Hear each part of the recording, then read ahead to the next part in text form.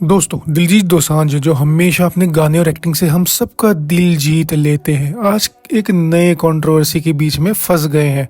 किसान उनसे बहुत ज़्यादा नाराज़ हो गए हैं और उनकी कड़ी निंदा कर रहे हैं। पर ऐसा क्यों? आखिर ये पूरा मामला क्या है? चलिए इसके पीछे की सच्चाई को समझने की कोशिश करते हैं।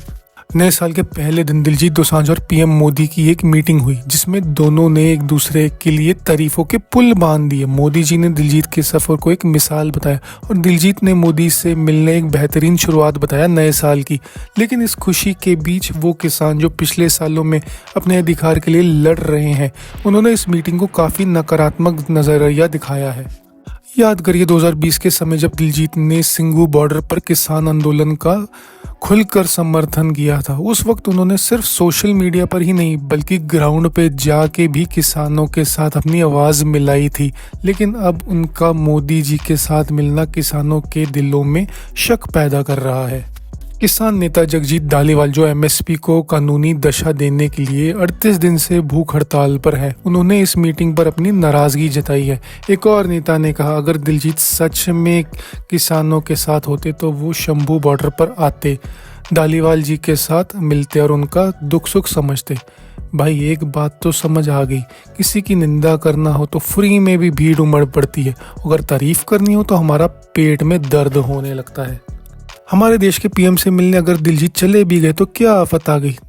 तभी सेलिब्रिटीज़ की ज़िंदगी काफ़ी स्ट्रेस और चुनौतियों से भरी रहती है। स्टारडम को संभालना इतना आसान नहीं है। और अगर वो पीएम से मिलने गए, इसका मतलब ये नहीं है वो किसानों का समर्थन नहीं करते। कुछ डिप्लोमेटिक मीटिंग्स होती हैं जो समाज में रहकर निभानी पड़ती हैं।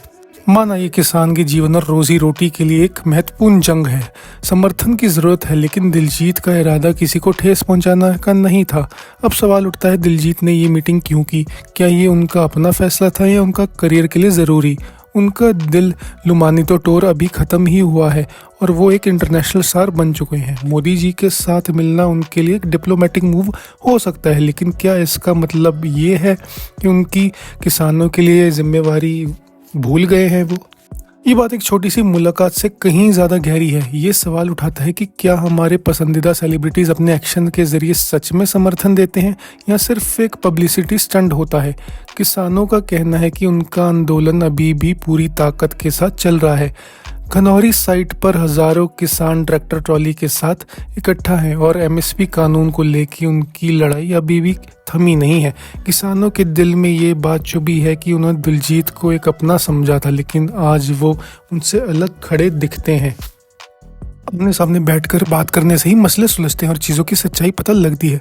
दिलजीत का एंगल से भी सोचना ज़रूरी है। दिलजीत एक बहुत ही सुलझे हुए कलाकार हैं। वो ऐसा काम नहीं करेंगे जिससे उनके कौम का नाक नीचे हो या सिख लोगों को तकलीफ पहुंचे। जब आपका स्टेटस सेलिब्रिटी का हो तो ऐसी फॉर्मेलिटी निभानी पड़ती है। और अब मैं और तारीफ के पुल नहीं बांधूंगा दिलजीत की। पिछले कुछ वीडियोस आप देख सकते हैं जहां दिलजीत के पूरे सफ़र के बारे में मैंने जिक्र किया हो।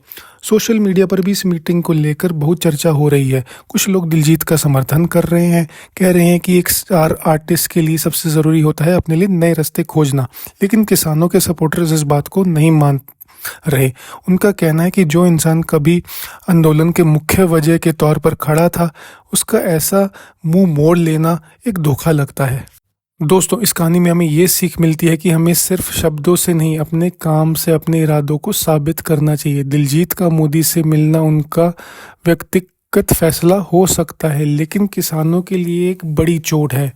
आपका इस मामले पर क्या कहना है? कि आपको लगता है दिलजीत ने कुछ गलत किया या एक उनका अधिकार था पीएम से मिलना? अपने विचार कमेंट्स बॉक्स में ज़रूर शेयर करें और अगर आपको ये वीडियो पसंद आई हो तो लाइक करें और चैनल को सब्सक्राइब करना मत भूलना। मैं मिलता हूँ आपसे अगली वीडियो में।